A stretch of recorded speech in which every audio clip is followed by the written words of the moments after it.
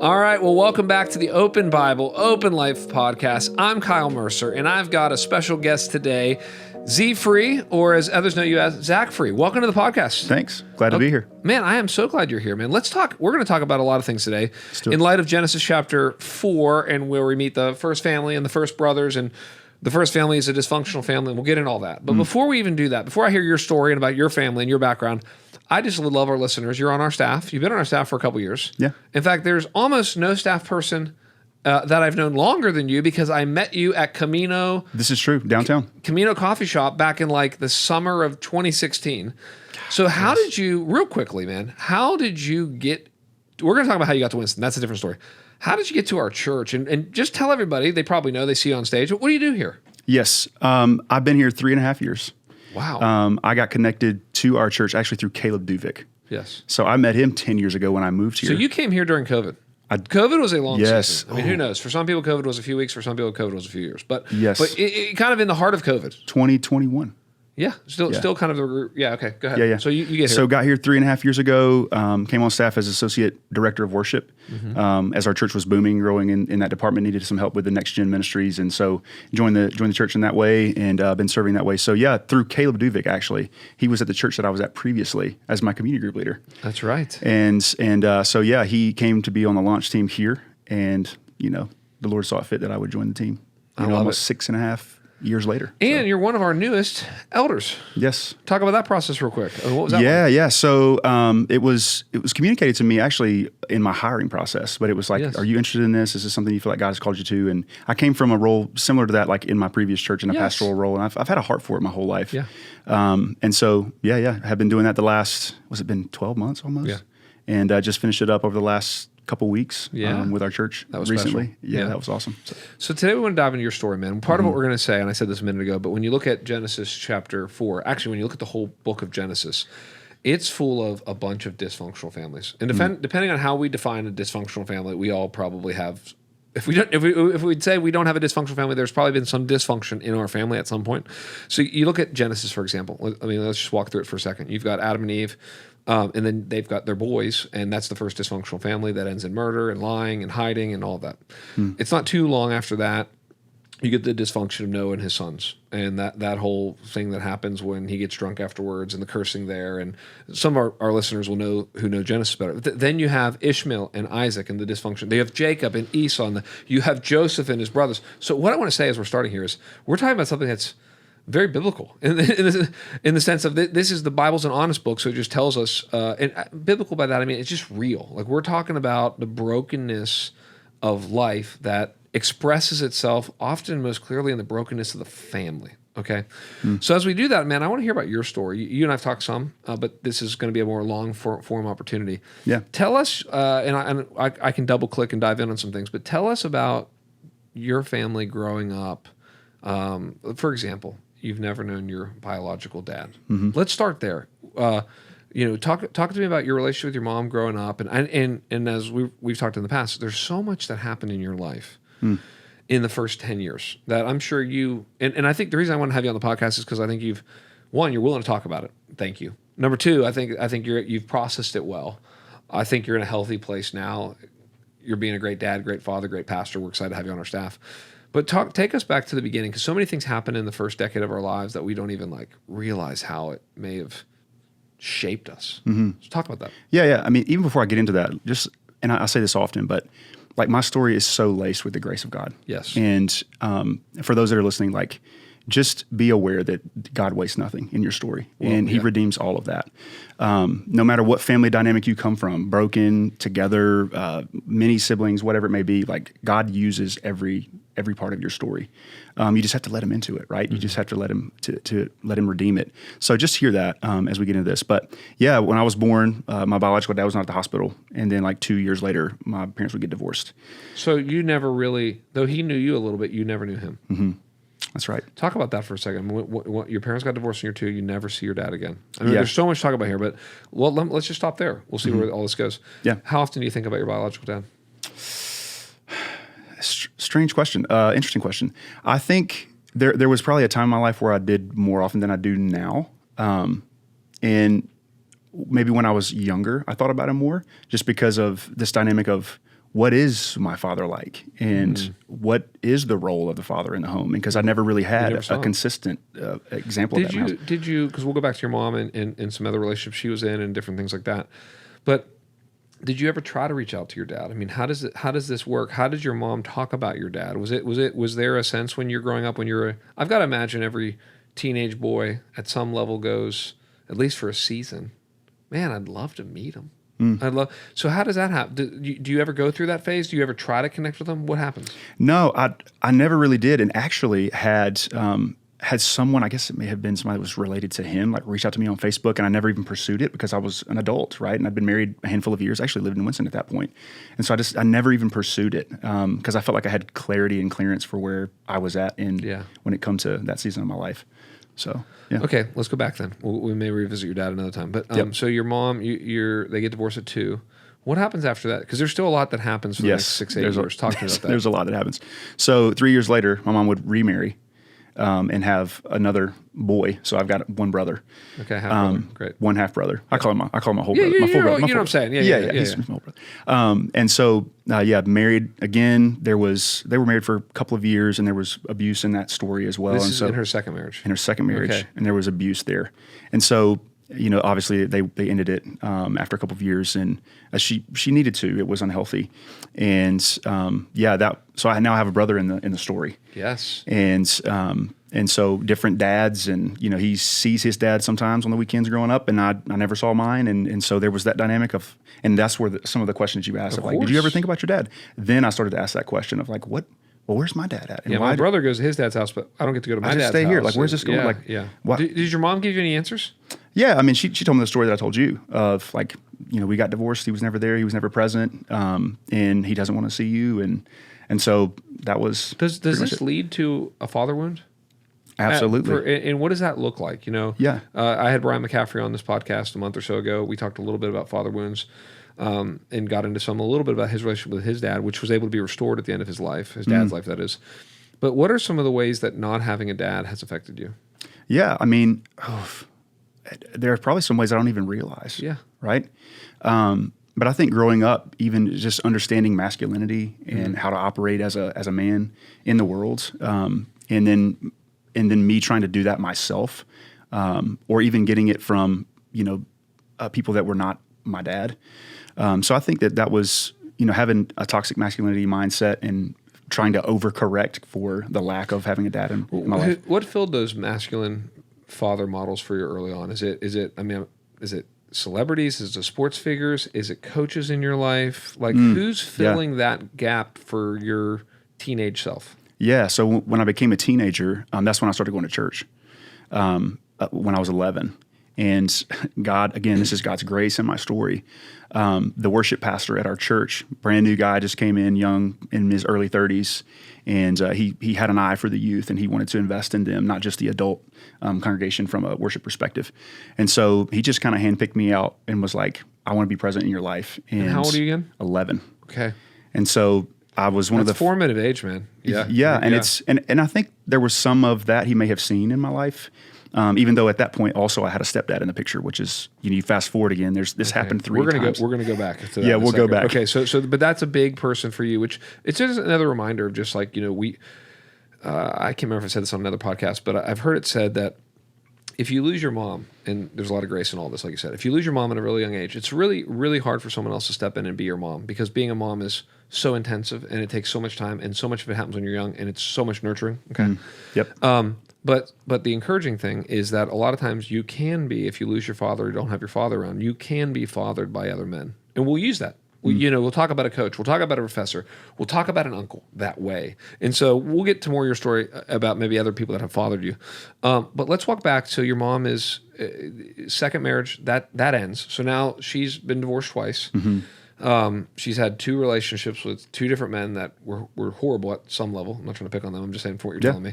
So now she's a single mom with 2 boys, but then she meets somebody else. How long is this stage before she ends up getting married for a 3rd time? So I was 5 when my brother was born, 4 or 5, and so it was probably it was right when I was 10 or 11. So 5 years later, that happened, and so yeah, and I don't want this. I don't want to mention this too. Like, I was also raised by not just my mother, but my grandmother, my great grandmother. I don't want to dismiss like that's the huge. ability, well, and you think about, for them to be present in that time. Absolutely. And if you think about this, Timothy, for example, when I'm talking about Timothy in the Bible, Paul doesn't really mention his dad much, but mentions his mother and his grandmother. Mm-hmm. And the faith that is in Timothy is the faith that was in his mother and his grandmother. Yes. Which you've actually got a powerful story about your grandmother. Tell us that.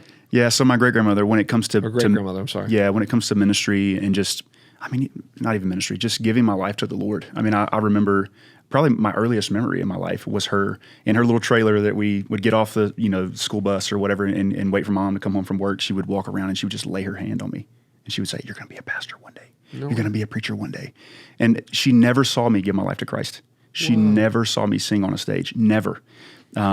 And I gave my life to the Lord, and here I am serving at a church. And that's in God's economy, nothing is wasted.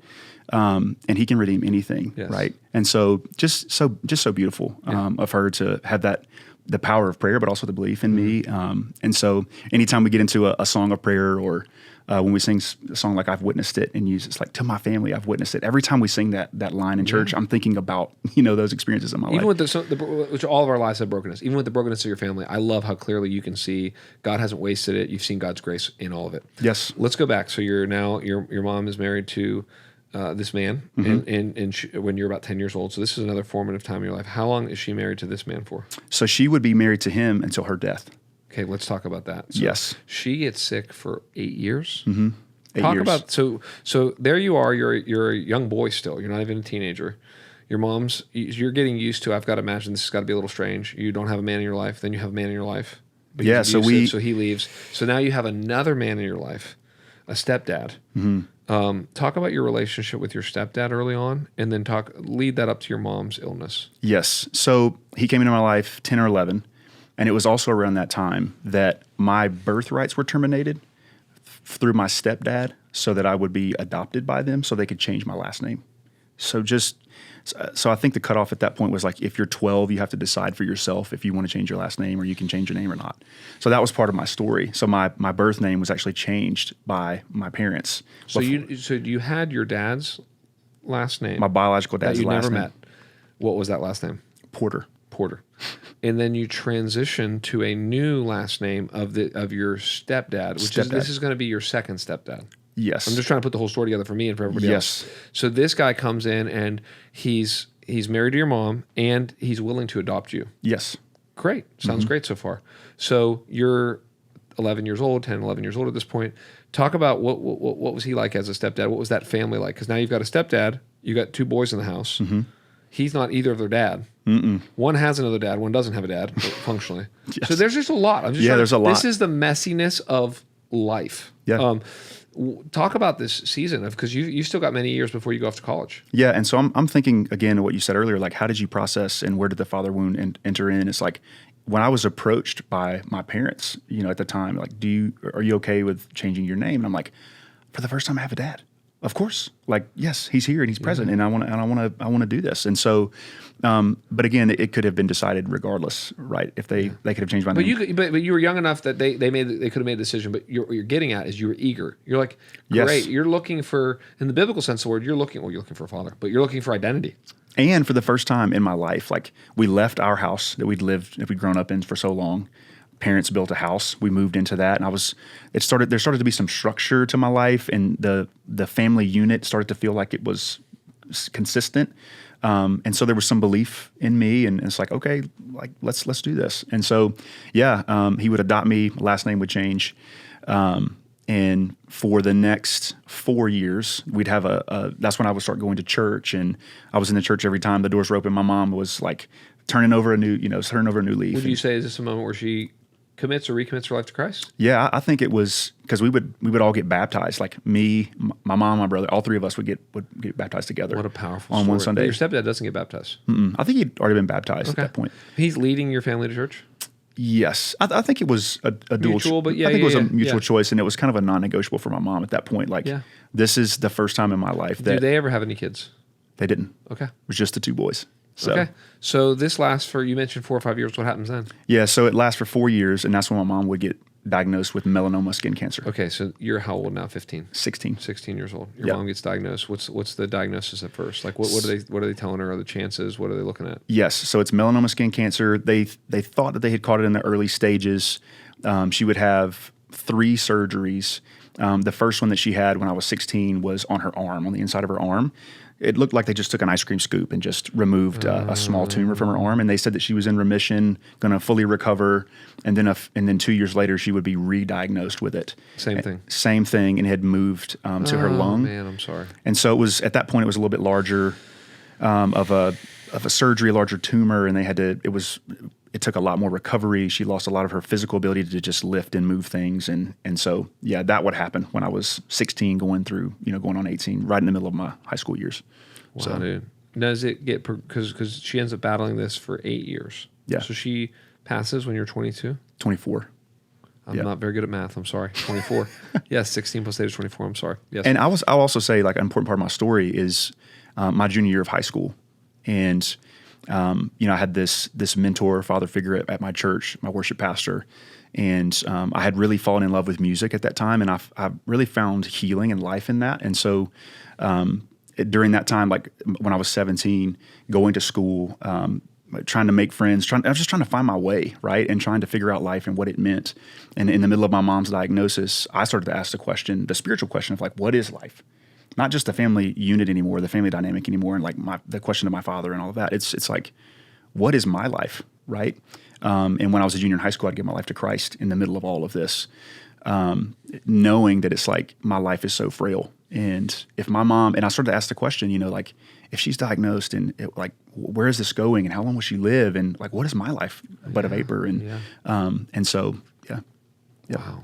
Okay. So talk about this. So your stepdad, is he continue to be a great stepdad through this? Does he continue to be a good husband? What does that relationship look like as your mom heads toward the end of her life? Yeah. So over the course of 8 years of him being in the home, I would say we had a decent relationship. Yeah. But as I had already, in the middle of my teen years, had developed like loves and passions, and then a new person comes into your life that is an adult, and they already have loves and passions, and they're not the same. There can be some grind and some conflict.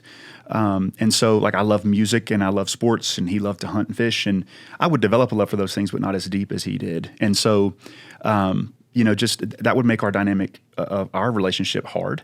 But from a loving my mom standpoint and supporting her, he was always very consistent in that.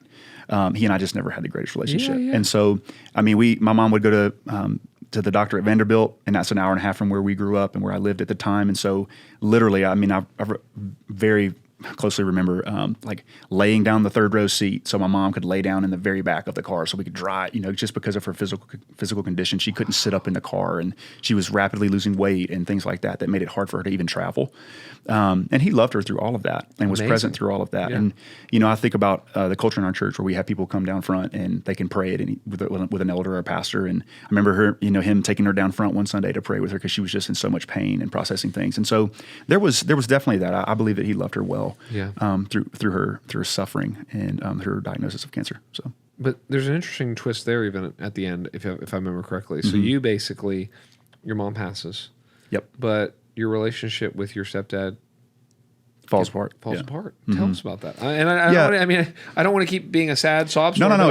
I think you've been through in your young life, because right now we're talking about your 24 years old as all this is happening. You've already been through 3 different marriages and falling apart. You've got a half brother. I know is your full, but you're saying you've got all these complexities. You had an abusive guy in your house toward your mom. You have a stepdad, but then you're not really connecting as deeply. And then your mom dies. He does a great job caring for her, but now he's completely out of your life. Talk about how that happened and how did that affect you? Yeah, and I think I've mentioned it a little bit already, but having him coming into my life when I was already had developed loves and passions, and him not pursuing me in that, I felt that, and I was like, well, if you're going to be my dad, then you should have some interest in the things that I'm interested in. Yeah. It's more than just I'm providing for the family, and here I am, I'm present, I'm your dad. Yeah. And there were some disciplinary things that were happening, and that's where even I felt a distance with him of like, why are you doing this to me? And why is this? And having there was no abuse, but like having the physical abuse in my past of seeing that with the second marriage and with my mom. And so it's like just the disciplinary thing was something that was hard for me. And some of the consequences in the way that he processed discipline in our home caused separation. It caused distance to be formed. And, I got married when I was 22. So somewhat young to today's standards, right? Yeah. And that means that you're already married when your mom passes. Yes. You're married for 2 years. So that's probably somewhat helpful in the sense that you have established your own family now. Yes. And that also made it difficult because I would leave my father and mother and become one flesh with my wife. That's right. And she was still in the middle of her suffering. And I had to, I still wanted to be present with my mom, but also had a wife. Yes. And I was traveling some at the time doing music with Lifeway and things. And so it made it hard for me to be consistent at home and be present at home as much as I would have wanted to. And so I think there was some rift there with our family as well. Of even with my little brother at times, he was like, well, you're not here, you're not present, mom's really hurting and suffering. And it's like, I felt that tension of like, I want to love my family well, but I'm also married now. And so, and it's so difficult. It was so difficult. And I think that's something that everybody goes through at some point in their life, or if you haven't, you will. You're having to process that as a married person now with a family, and you still have parents that you want to respect and honor. And so it can be difficult. Wow. Yeah. Yeah. So how does the relationship fall apart with you and your stepdad afterwards? Yes. So married, going on a year at that point, not 2 years, going on a year married at that point.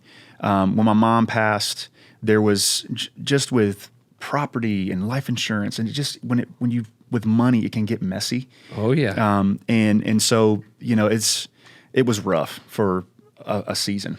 And even my brother had a rift with my stepdad at that point. And it was just there were some things that he was asking of us that my mom didn't ask from us when it comes to life insurance and just things that are so real, like that people have to process, like family, the money of the family and the legacy. Who gets what when someone passes? That's and right. and that was a large part of it. And I've seen that tear many families apart. I've seen that tear siblings apart. Yes, and and I'll just say this: at the end of the day, it's not worth it. Yeah. It's not worth it. And there was ultimately a decision. There was one thing that was said to me that will resonate with me for the rest of my life, and it was, "If you love me, you'll do this. If you love her, you'll do this."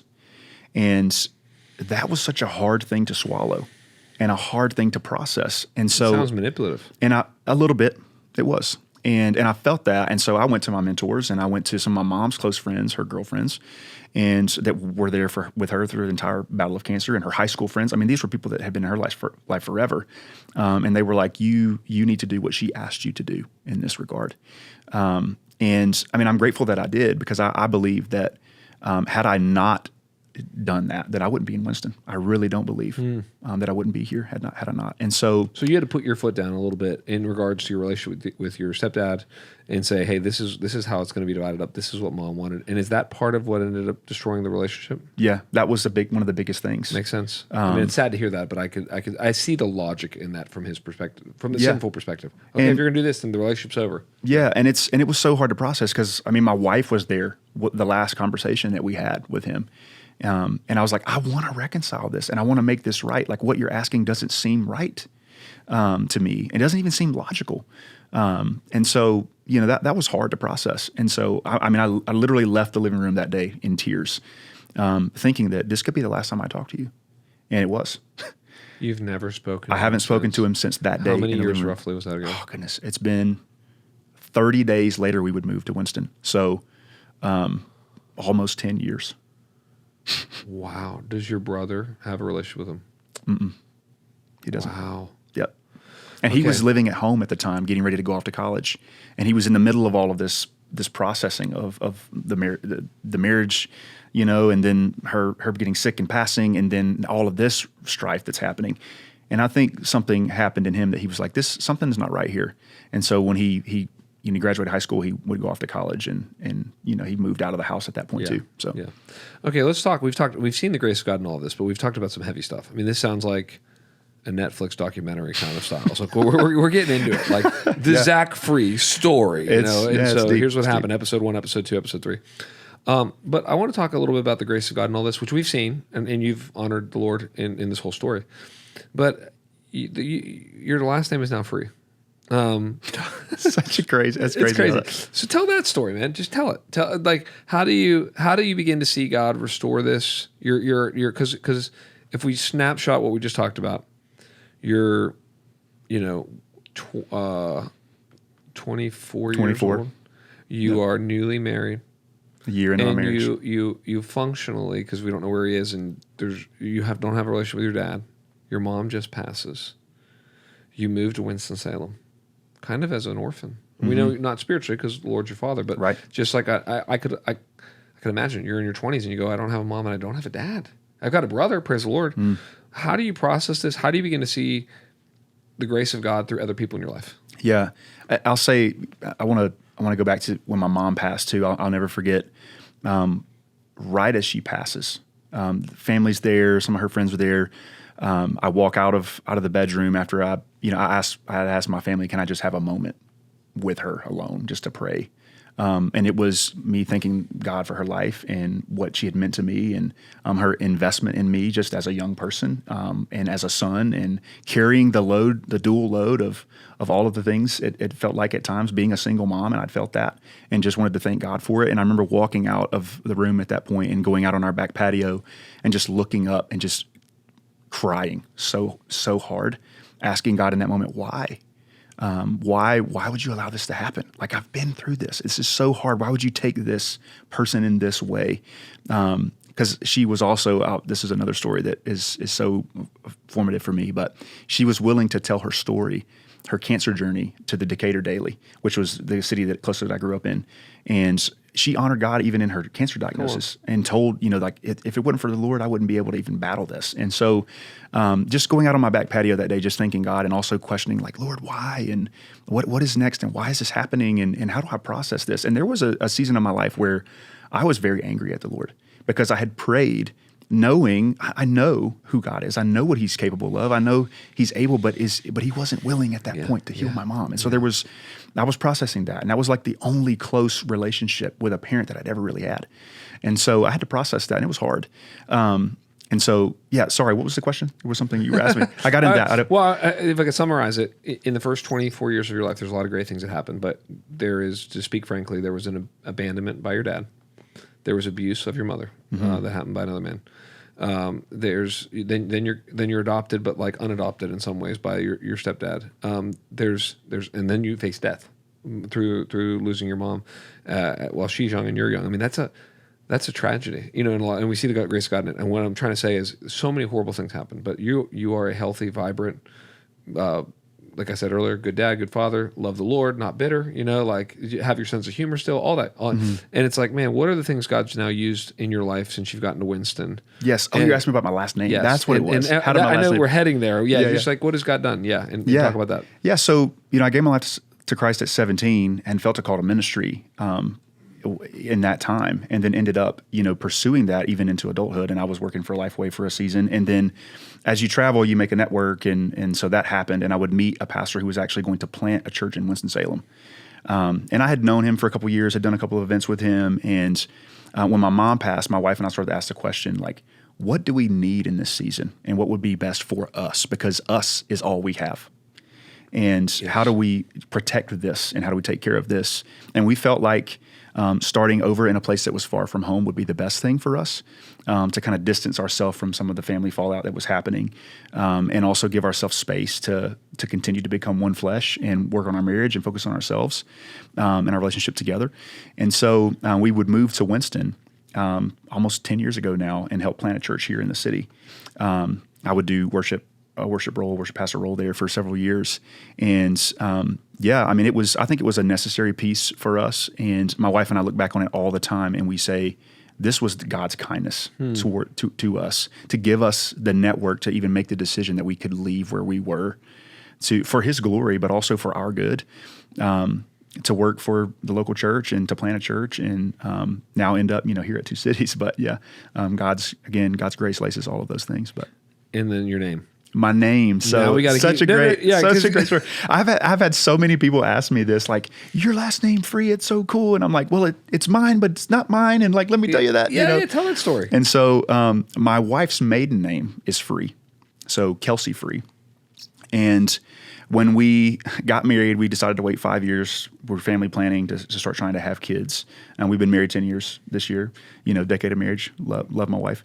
And so, we waited 5 years to start trying to have kids.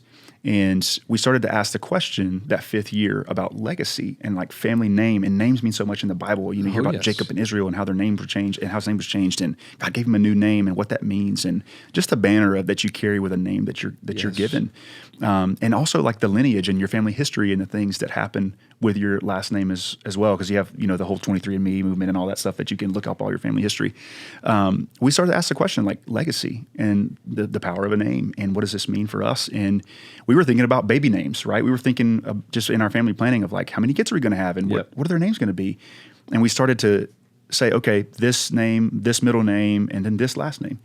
And I'd realized in that moment that like my relationship with my dad had fallen apart, but I still had his last name. And I hadn't seen him or talked to him in 5 years. And so my wife and I just started to prayerfully consider like, what would it look like for us to have a last name that would be connected to family that they would remember, our kids would remember, and they would have a relationship with. And so we just decided to go downtown Winston one day because you have to go to the courthouse downtown and like sign a document and change your name. And I had asked my wife's dad, like, what do you think about me taking y'all's last name? He's like, I'll have another son, Well, I was already his son-in-law, but he was like, that name would sound so cool. But he gave us the grace to do it, and Kelsey was for it. And so we decided to do it. And it's the grace of God has reached for me. And, my last name is I'm Zachary Free, but I'm also free in Christ. He's delivered me from so much. He really has. Not just father wounds, but also church hurt. And there's so many things, but to see that and to think that my name would be free in the end is just, that's only God. I love it. So, yeah. Well, when I think about you, I've said a couple of things already on the podcast, but I see a joyful man. I see a guy who loves his wife, loves his kids, and uniquely loves the people of this church and the people who are not yet in this church. I would say if I could put you up against probably any other staff person, maybe any other member of our church, and go, I don't know if there's anybody at Two Cities who has brought more people to Two Cities, or you've always got that one guy, like I'm working with this guy and he's going through something and I'm really praying for him and pray that I've got this opportunity to share, or you're doing a baptism or something. Talk about just like, maybe this is where we can end. How have these things that have happened to you, maybe this is, I don't know how conscious or subconscious this is with you, but all of the suffering that you've been through and all the ups and downs, how has this shaped you into a better pastor and Christian? Oh, wow. What a question. I would say, again, that everything that God has allowed to happen in my life was on purpose, that he would receive glory for it. And it wasn't until I'd really gotten into the throes of ministry and trying to process people's hurt, and you entrench yourself. It's not just your life anymore. And you work for a church, you start to see people's lives up close and what they're going through and how they're processing things or how they're not processing things well. And again, I just asked God for greater vision to see people's lives and their hearts and where they are. And I do have a lot of experience with brokenness and processing that. And I just pray that more so than even my presence, just my example would be something that speaks to people. And it's, I think about Job when he was going through all the hardship in his life, and there was these 3 guys around him that were just talking constantly, and they had a lot to say, but they didn't have a lot to offer in terms of life experience for what he was going through. And so for me, that was something that I have definitely, God has used that in my life. And so I've wanted to share that with the world around me. And so like, I've just pressed into who God has created me to be and how he has allowed me to live my life on purpose. Like nothing, there is a processing that has to happen when you come from a broken home. It's like, are you okay that God allowed this to happen to you? Yes, are you okay with this? And there was a season of my life where I was not. And I appreciate your honesty. You've got to get to the place where the phrase that I've used is everything's Father filtered. And you have to get there, and no one can get there for you. And no one can tell you. And you got to come to the place and go, all right, God, you got to have that, what is it, Genesis 50 moment, or Genesis 49 or Genesis 50, where Joseph says, you meant it for evil, but God meant it for good. Yes, and I think that's ultimately a huge pushing point for me when it comes to pastoral ministry. Yes. Is everything that we process in this broken world is broken, right? And we have to live through all of it, and we have to process all of it. And for me, it's just been, God, what you think is broken in your life and how you process it, God is wanting to turn it for His good, for your good and His good. And so there's nothing. I'm 33 years old, but there's nothing in my story that God has not allowed to happen that He can't use for His glory. Yes. And I would also say that there are, and for whoever's listening that may need to hear this, that like there are relationships in your life that God wants to redeem something from it. He wants, it might be in your career. It might be in a stepdad relationship. It might be in a father-son relationship.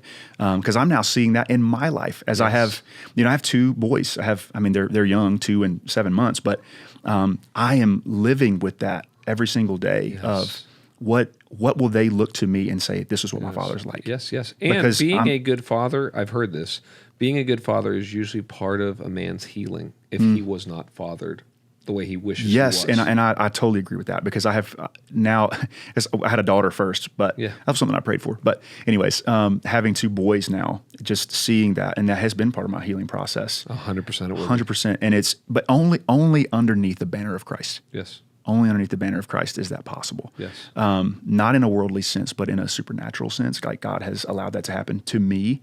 I just press into it. I was spending time with my boys, earlier today, and just thinking that one day they will look back on the way that I had a relationship with them, and then they will look upward to their Heavenly Father. And hopefully they see a good image of that. And it's a good mirror image, but I hope it's a good image for them to say, this is what my Heavenly Father's like. Yeah. And that's the experience that they have. Yeah. As we close, we've talked about a couple things, because I'm trying to think just some final words to encourage people who might feel like, man, I'm in a dysfunctional family. I came out of a dysfunctional family. I'm in a hard marriage, whatever it is. And a couple things I thought that you said that were really well, of course, is, man, you've got to be able to see the grace of God in your story. You got to believe God can redeem and use this. You've got to be defined not by those relationships, but by a relationship with God. We just talked about, the healing process of being a husband, father, or wife, or mom, or just being a good friend to somebody else. There's a healing that can come as you begin to give to others what you yourself didn't get. Okay. Is there any other final words that you would just say to people who feel like, I'm in a broken family, or I came from a broken family? Like, any encouragement, any advice as we close? Yeah. I would say, before you process with people, process with God. And it's easy for us to try to take things into our own hands when it's a relationship with your dad, or a relationship with a sibling, or a relationship with any worldly relationship that can be broken. We want to process it on our own first. And so much of my healing and the right perspective that I have on it now, by the grace of God, has come from, and mentors have told me this, and it's like, you don't ever take things to people that you haven't taken to God first. You don't ever process things with people that you haven't processed with God first. And I would say, and it's so easy to get caught up in the worldliness of it and the demands of people. And there's always time to be spent. And there's always answers that come from only the Lord, and healing that only comes from Him. And so I would say a lot of the discernment that I have now on the ways that I process things have only come from spending time with the Lord, to then process things with people in a way that is healthy and that is God honoring. Yes. So I would say that, like, if you're going through any kind of relational strife, if you have a bad relationship with your dad, maybe you want to reconcile it, go for it. I think God will get glory out of that. There's nothing greater than you being distant, or being, coming from a broken home, or coming from a broken relationship with your family, mom, dad, sibling, anything, that over the course of time that you pursue God in first, and then say, God, could you redeem this? Could you restore this? Because who knows, like, out of all of the people that have been in my life, I don't know how many of them are believers or not believers. Yeah. And I pray that as they listen to this, and I pray that as anybody else listens to this, that they can say, like, this is what God has done in your life. What could He do in my life? But that's all processing it with Him first, instead of trying to process it with the world around you. So, yeah. Well, thanks for coming on today, man. And honestly, I think one of the healthiest things about you is your ability to talk about these things. I think if there's something we can't talk about, I agree, first with God and then with others. If there's something we can't talk about, it kind of means we don't understand it, or it means that we're unwilling to deal with it. And I just think you've been a healthy version of processing it first with the Lord, now with many others over the years, today just briefly with me. And I think what you've done today is hopefully what I'm hoping on this podcast is giving other people permission. Yes. Okay, I want to give you permission. Your life doesn't have to be perfect. You could be from a broken family, and it doesn't need to define your life. And that's a hard thing. People don't want to talk about it. That's where God enters into your story, right? Yes. We overcome by the blood of the Lamb and the word of our testimony, Amen. Right? And so you have to be willing to allow God to come into these things and welcome Him into these things. And that's where the healing begins. Yeah.